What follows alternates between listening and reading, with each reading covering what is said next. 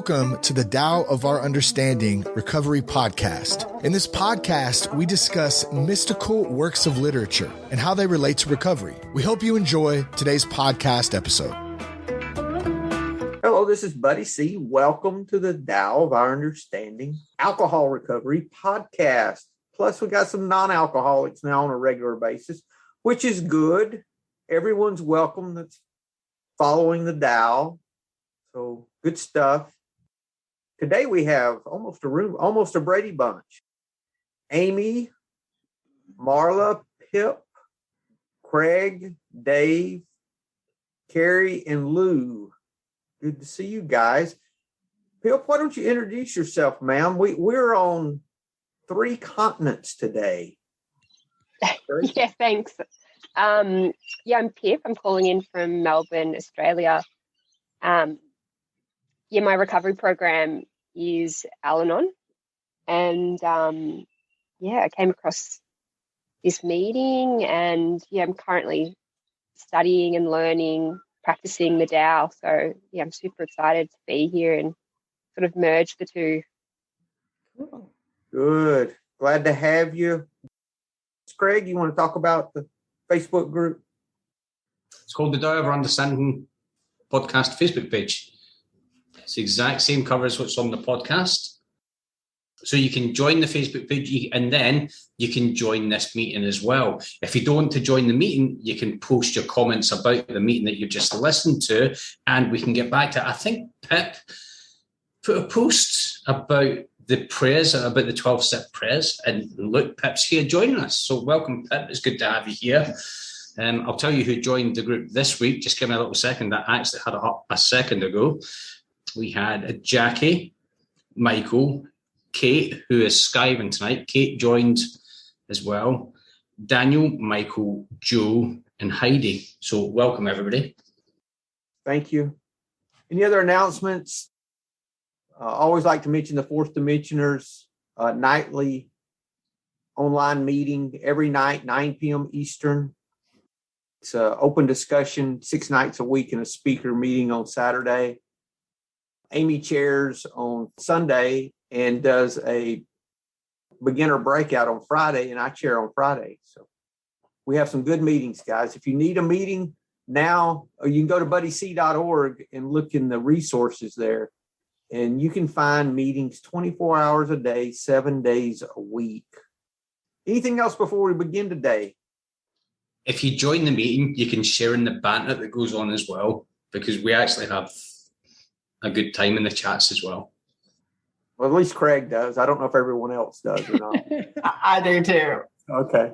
Yeah. If we were in a classroom, Craig and I would constantly be in trouble. We would be those kids. We wouldn't be allowed to sit next to each other. Nope. We'd just sit down and the teacher would be like, no, that one. Yeah. All right. The story today, Advising the Prince. Marla, you want to read for us, dear? Sure will. Okay, here goes. Advising the Prince. The recluse Su Kwai had come to see Prince Wu. The prince was glad. I have desired, he said, to see you for a long time. Tell me if I'm doing right.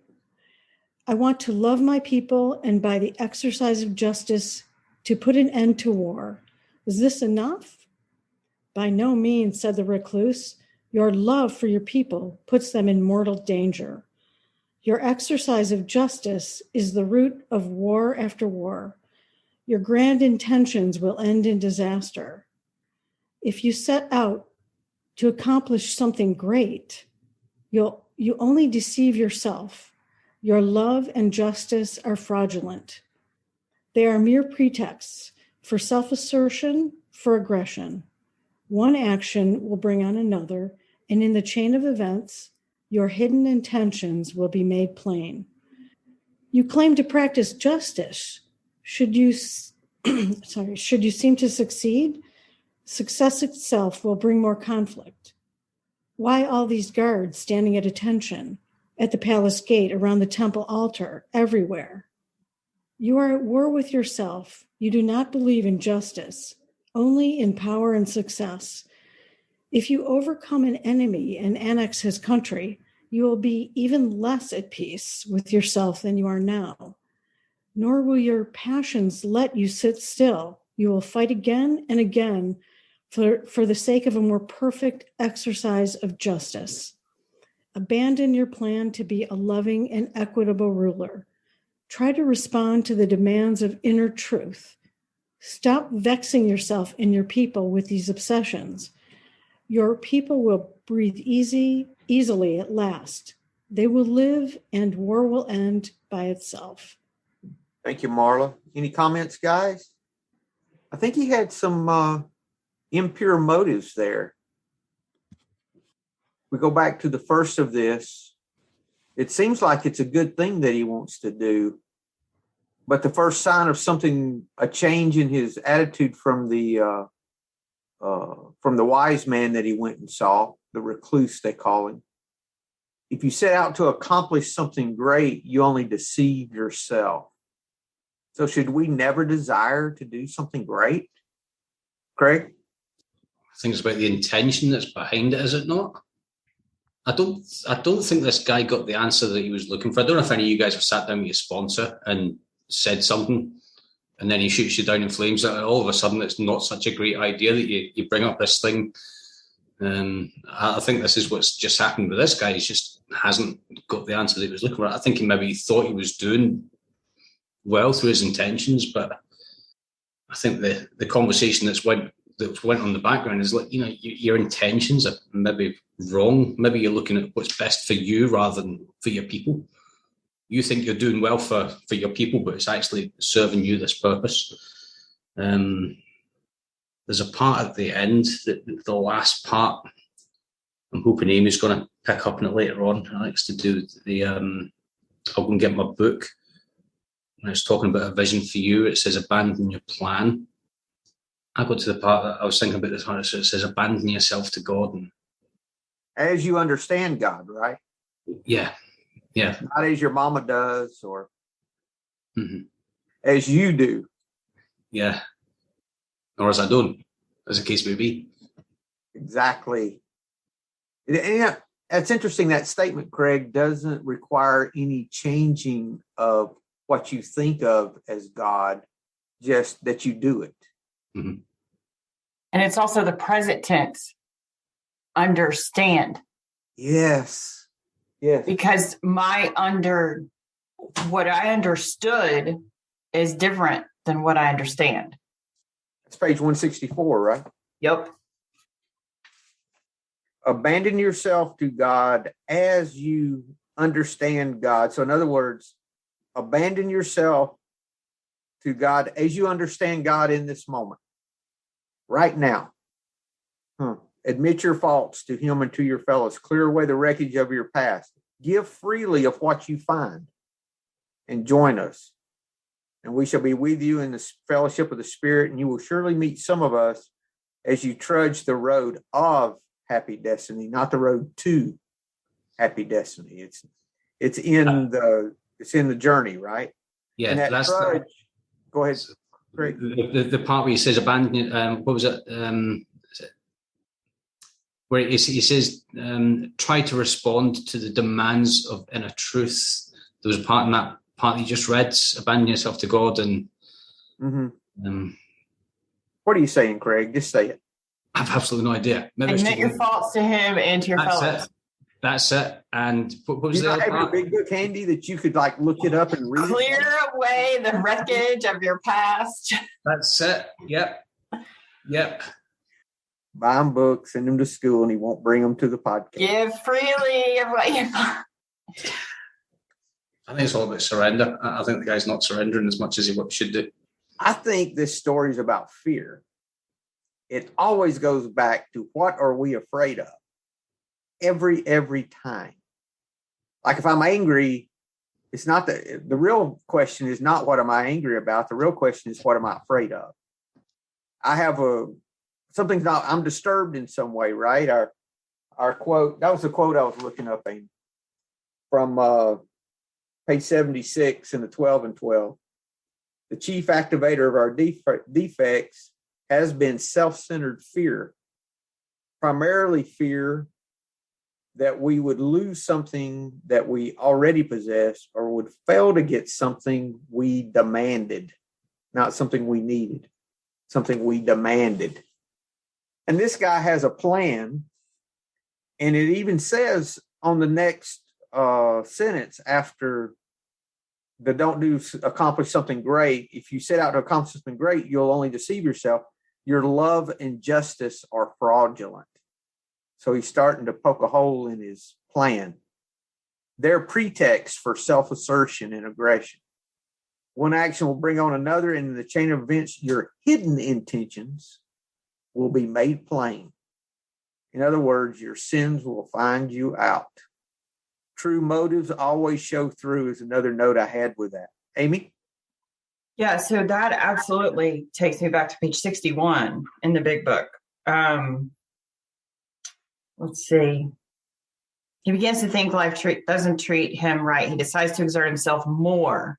He becomes on the next occasion still more demanding or gracious, as the case may be. Still, the play doesn't suit him. Admitting he may be somewhat at fault, he's sure other people are more to blame. He becomes angry. So, is he not really a self-seeker, even when trying to be kind? Is he not a victim of the delusion that he can wrest satisfaction and happiness out of this world if he only manages well?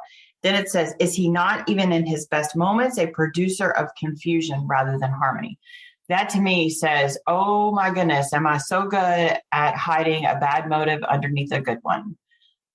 As long as I look good out here, and as long as I can make you think that my intentions are pure and my motives are pure, you're going to believe that. But on the inside, I'm really like, what's in it for me?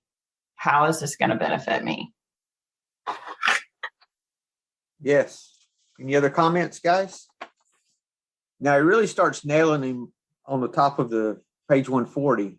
You claim to practice justice.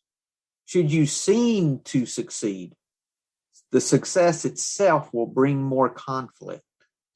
While these guards standing at attention at the palace gate, around the temple altar, everywhere. And that reminded me of an old quote, maybe Taoist, that walls invite thieves. That when you build the wall, you're telling them there's something there that you're afraid of losing, something you're trying to protect, right? And how often we do that in our life about things. We build these walls, we make this facade. And when we do that, we're doing that out of fear. Or I am every time. If I'm trying to look good, be good, all those things, it's because I don't want anyone to know what's really behind that. Yeah. You are at war with yourself. You think you're at war, that's the mirror. You think that you're trying to prevent war for your people, but really you're at war with yourself. He flipped it around on him. You do not believe in justice, only in power and success. If you overcome an enemy and annex his country, you will be even less at peace with yourself than you are now. Nor will your passions let you sit still. You will fight again and again for the sake of a more perfect exercise of justice. That fear keeps jumping to the next thing, to the next thing, to the next thing. I've never had fear that went away by me accomplishing what my fear was afraid of. It just jumped to the next thing every time. For example, I mentioned like with money, I was afraid I wouldn't have the money to pay my bills. And then I started making money. Then I was afraid I would lose the money I had. The fear didn't leave. It just went somewhere else. Every time it's like that. Every time. The fear never leaves until I surrender and do what this says to do about the fear. It's always there. Yeah. Just cannot be satisfied. And that the peace with yourself is the real goal. Because he has even less peace with himself. He's still at war. He's in that conflict with himself. Y'all have anything, just jump in. Let me know. Abandon. Now he's telling them the way, the answer, the solution. Abandon your plan. Should be a period there. But it says, abandon your plan to be loving and equitable ruler. But just whatever plan you have, just stop. Just abandon it. What's a good definition of abandon? Don't get attached. I'm sorry, Kerry? I was say, don't get attached to it. Yeah. Reminds me of Sensei when he was talking about, he said the projects of men are good, but don't get too attached to them. Ooh, here's a good one. Give up completely. Give up completely. What's we're doing a lot of big book today. You know where I'm going? I'm going to the promises. The results or how it works. The results nil until we let go absolutely. That's what he's telling us is you got to let go. And then he tells him to what his real job is to respond to the demands of inner truth. Flip that around and just respond. Like the man of Tao story, where he says that we just stand on what is already moving. Yeah. Kerry. I was just going to say that, so right now at work, I have a big target I have to hit to get a bonus, and I'm very fearful I'm not going to hit it. And of course, I'm wearing out my team, making sure they're doing everything they can to hit it. So it sounds kind of like this in a way, but it's funny when you said that abandon the plan, it kind of gives you a sense of relief. Like, maybe this isn't something to fear. Just if you just let go, and maybe eventually things are going to happen the way they're going to happen. But sometimes it's hard to kill that anxiety and that fear of not getting what you want. So how do we do that? Practically, how do we, what real action? It says that we respond to the demands of inner truth, but that sounds so, esoterical, so out there, Yeah. So how do I really do that in real life? What's the real life way that we really let go, basically? Pip? Yeah. This story, it reminded me of Alan Watts's book, The Taboo Against Knowing Who You Are, which was actually the original introduction for me into Taoism. And, there's a point where he speaks about, he kind of ends and summarizes the book on not trying too hard to change the world, just sort of that the world is its own system. And he also speaks to, parts of this story about enemies and I suppose the yin and yang and the black and white and the light and the dark, the wave, and that, an enemy is an essential part of the mix. It's the yin and yang mix, and so this striving for ultimate pure justice is maybe a futile effort, and also, in the third paragraph to the story, what really stands out to me there in this, about this fraudulence is, the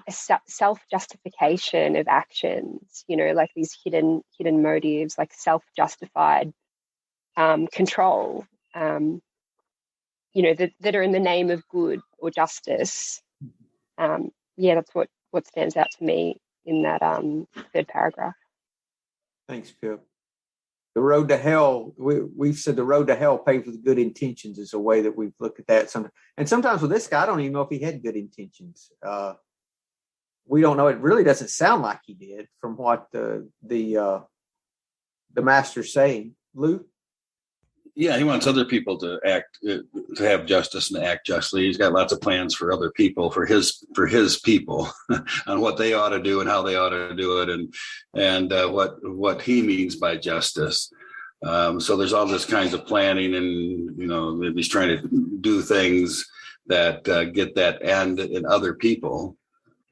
And I think what the sage is saying, well, forget all that, because that's not going to happen anyway. You're not going to create justice. You're not going to even foster it. It'll happen or it won't, or people will be just or they won't be just.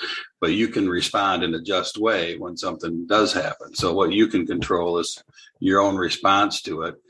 And if there's any justice, if there's anything like that, then it's in how you respond, not in controlling what's happening out there in the world. Just your response to it. That's what I got out of it. Thanks, Lou. Stop vexing. It says, listen to this, though. Try to respond to the demands of inner truth. The truth within you has demands if we'll listen to it. Amy? Yeah, I just think that I think this guy just wants everything, just wants more. Like, if I get this, that'll make me happy. If you do this, that'll make me happy. If I can just fix, manage, and control, if I can manipulate and orchestrate, then I'm going to be super duper happy. I get a lot of go ahead. You're going to be happy too. Yeah. If you do what I want you to do, because, I'm going to take care of you. I'm going to fix you. At the same time, I get a lot of Alanon stuff out of this too, because speaking of the recovery, because like, if you're happy, I'm going to be happy. And my fixing you makes me happy. I'll be happy. So it's still like a whole big twisted way of looking at things and seeking outward to be good inward, right? Mm-hmm. Like it's always an inside job. Absolutely always an inside job. Mm-hmm. If I'm not okay inside, I can't be okay outside. I didn't know that until I got into recovery. I really thought that this husband, this job, this house, this dog, this fill in the blank, whatever, was going to be the thing. It was going to be that thing that finally put all the people. And then once I got that, then I was looking still for something else. The void was still there regardless, because I wasn't working on the right kind of stuff. I didn't have that spiritual connection with the Tao, with God, with the universe, with whatever. Thank you. That's good. Craig? I like that you picked up on the part where it says, try to respond to the demands of inner truth. I think we've all went through this at some point with the drinking and trying to get sober. I think we've all had to give in to the demands of what the truth of how we really want to live are. I picked up a bit in the big book, page 102, in case you have the book. It goes back to that part where it was basically saying, look, stop vexing yourself and your people with all these obsessions. Your people will breathe easily at last. They will live and war will end by itself. And it says in page 102, your job now is to be at the place where you may be of maximum helpfulness to others. So never hesitate to go anywhere if you can be helpful. I think that's kind of what this guy's saying to him as well. Yeah, stop pissing about with what you want to do and just go and help everybody else. Stop paying attention to the demands of your fear and respond to the demands of your inner truth, right? Yeah. We're paying attention to demands all the time. We're responding to demands continually. It's just which ones are we going to respond to, right? I heard something the other day. Was it stop telling God what you want? Stop telling God what you want. Making demands from God isn't praying. He's not going to answer your demands. Well, then we realize we already have everything, so we stop asking, right? Yeah. We don't realize we're a drop of that same ocean, that we're made up of the same thing that we're part of already. It's more of, I heard this in Course in Miracles the other day, that it's not that God is in us, it's that we're in God. We're part of the consciousness. Yeah. I thought this was interesting, that if he stops his trying to fix, it does have that Alanon element to it that I did not realize. Thank you, Amy.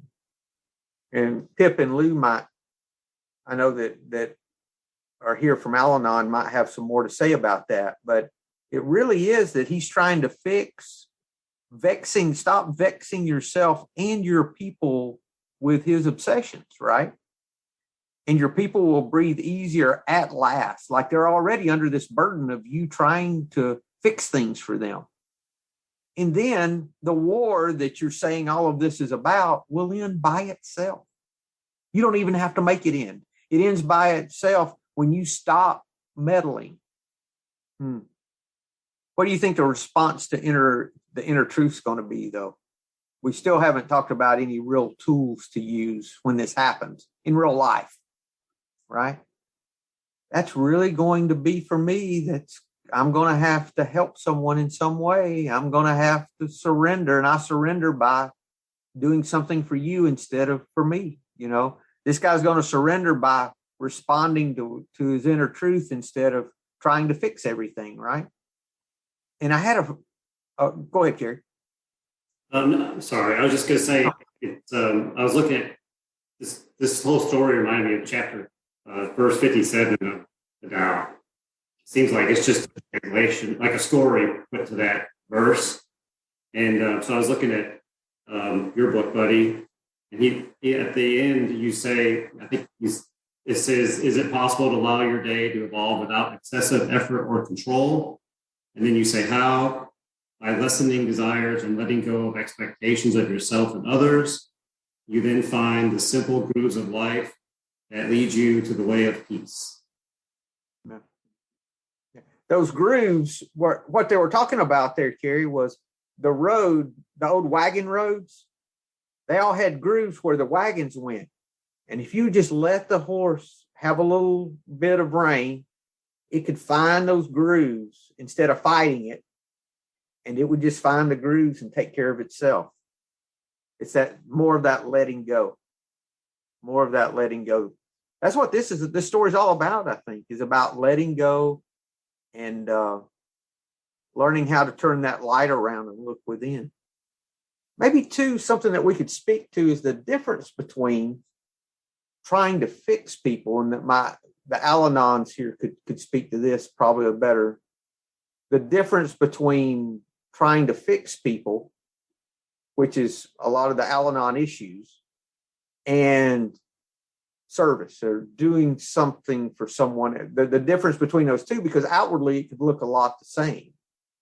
But what is different about that? Because it's totally different. I had a friend of mine actually that asked me about that did not understand, the difference. So could anyone speak to that, or if I was clear enough? Can you say that again, buddy? I'm not sure. I'm putting y'all on the spot. I'm sorry. I didn't tell you before I got into this. I didn't know. The difference between from what I understand, I'm not an Alanon, so I could be totally missing the boat here.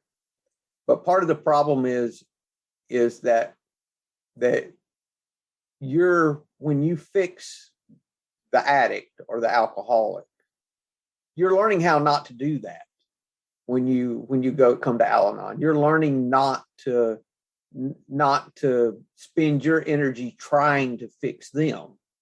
And the difference between that and when the big book says that, well, I'll just read it so I get it exactly right. Working with others, and it says practical experience shows that nothing will so much ensure immunity from drinking as intensive work with other alcoholics.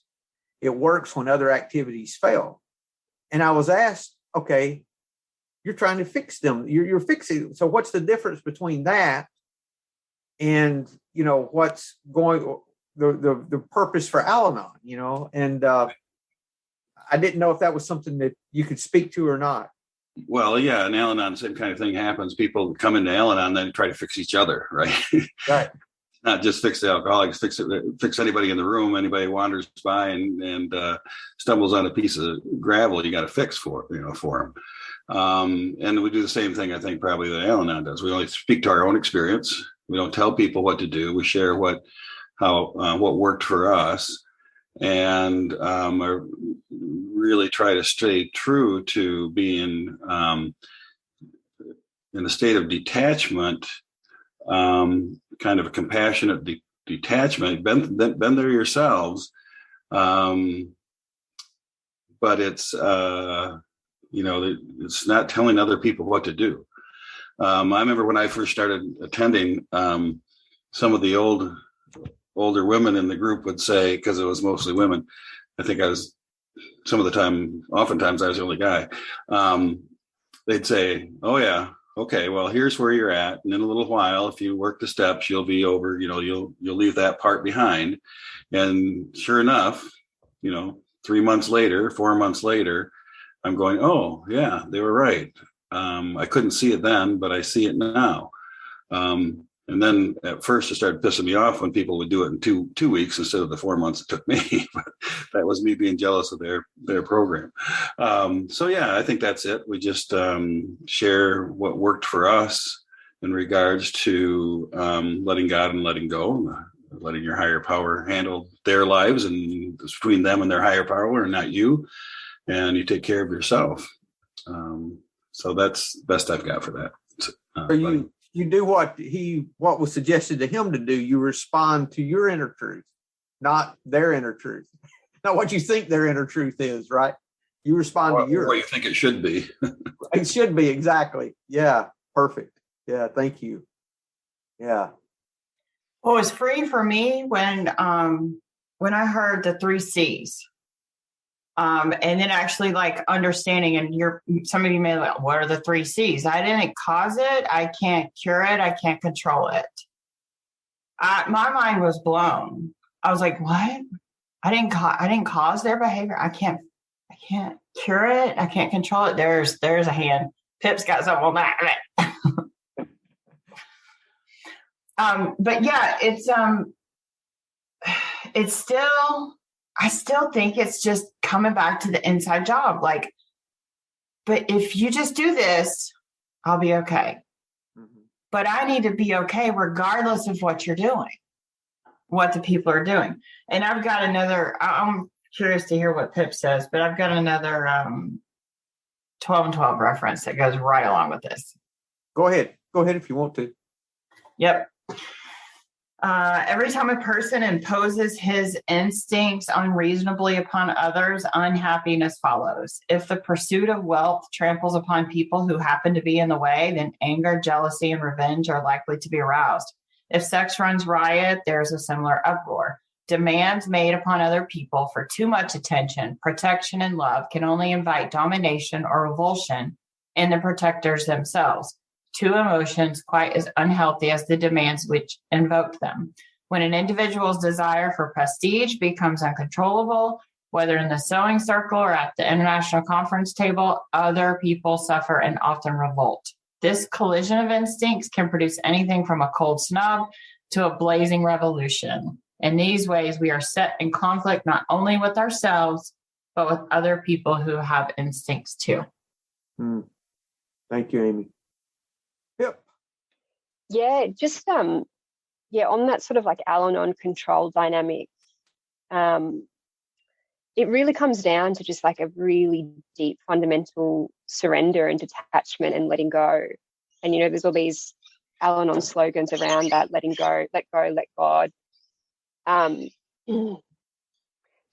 I think the question that you asked about what is the difference then between detaching and not trying to control people, even if you think it's for good, but also not being a totally selfish, self-involved human being. And I think that's where like a practice comes in, because it's a really fine line. And what I have started to do is of a morning, just contemplate. I like those 3 jewels of the Tao, the compassion, the humility, I think it is, or there's a few different translations of it, and the simplicity.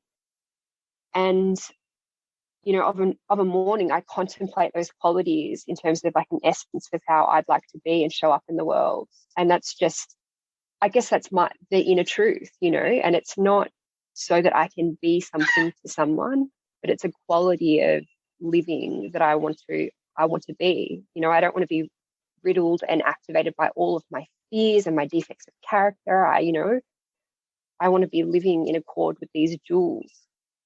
But it is a really fine line between, not being selfish and totally self-involved, but also not exerting will or controlling other people. And in a really practical way, the way that plays out for me is that in a really practical way, I might, if I see that someone I know might need help, rather than getting in there and just assuming, I'll ask, I'll offer that person a chance. I'll say, would you like help here? Or I leave the responsibility up to that person to ask for help, or to ask for guidance, or ask for assistance. And I guess it's just it's a bit of a boundary space. But it is a practice. It's a sensitive, there's a nuance to it. I think takes time to cultivate.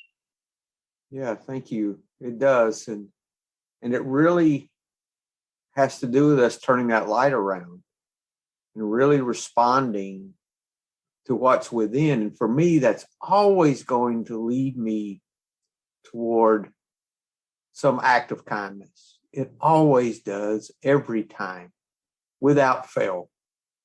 If I open my heart and I abandon my plan, we had a lady in meetings that used to say, instead of let go and let God, she would say, let go or get dragged. Because you're going to get dragged if you don't let go. Yeah. And there's a really good book on letting go that I would suggest. And actually, Craig and I are reading at the moment. Letting Go, The Pathway to Surrender, David Hawkins. It really is a very, very good book on how to let go. I've got a link at buddyc.org for that book. I put that book on there too because it was so good. But yeah, it's Letting Go, The Pathway to Surrender, David Hawkins. It's got a yellow and white cover on it. It's a very good Audible. I listened to it first by Audible. It's an easy listen, very easy to listen to. It's especially the first couple hundred pages. He gets into some funky stuff in the end that I don't really know all about, but his ideas on letting go are very, very good. I think they're really how to do the first 3 steps that we don't get in a lot of the recovery literature. It was for me. It was a very good book for me. I found it handy having the book and listening to it at the same time, because it references a couple of tables and charts. And if you go back to them, you can actually, it's easier to have a look at it, and he explains it as you go along. It's kind of like the same as Joe Dispenza does, please see chart B. And you're like, okay. I think the most Taoist line out of this whole story is the very last one. The war will end by itself. You don't have to try to stop the war. It ends by itself. So how in the world, if he just responds to his inner truth, will it end the war by itself? Right? That's the paradox of real truth that we find here. Yeah. That's good. I mean, my solutions when I am vexed, disturbed, are things like, I was walking into Walmart, and I do not like going to Walmart. I still don't enjoy it. But on the way in, I was walking by some trash, and that inner voice demanded that I pick the trash up. I'm like, and I start cussing them. This is effing Walmart. They've got effing people standing. Look at that fat effing blah, blah, blah. They can come over here and pick the effing trash. And I said, no, buddy, pick the trash up. You'll feel better. So I picked the trash up. I put it in the trash. And I come out of Walmart after going through all the stuff and doing everything. And I realized I didn't lose my temper and get aggravated while I was in Walmart, which was unusual for me. I'm like, wow, that really worked. So that's the kind of demands I get, this simple stuff. Or when the guy's riding my ass in traffic and all of a sudden he gets a way to get by, and I could speed up a little and cut him off if I wanted to, but I don't. I said, no, I'm not going to. And when I don't, and I follow that demand of the inner truth that's there, it keeps me from getting so disturbed. This is a good story. Pip, good to have you. Now, we want to know, Pip, it's 9 a.m. on Friday morning there, right? That's right. we make it through the night. Everything's good till in the morning, right? Everything's fine. The sun is shining. Good. The Oh, clear good. I'm blue glad. sky. Balmy 28 degrees on the forecast. Oh, All good. good. Okay. Well, we can sleep easy tonight then. Okay. Thank you. Thank you. Well, guys, if there's nothing else, I want y'all to have a fantastic week and hope to see y'all next week.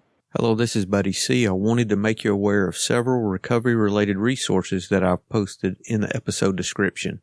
These resources include a list of recovery podcasts, a free sober meditation app, daily recovery email, shared Google recovery calendars.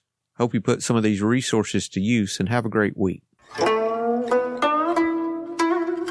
Thank you for listening to the Tao of Our Understanding Recovery Podcast. If you enjoyed this episode, please share it with your friends in recovery.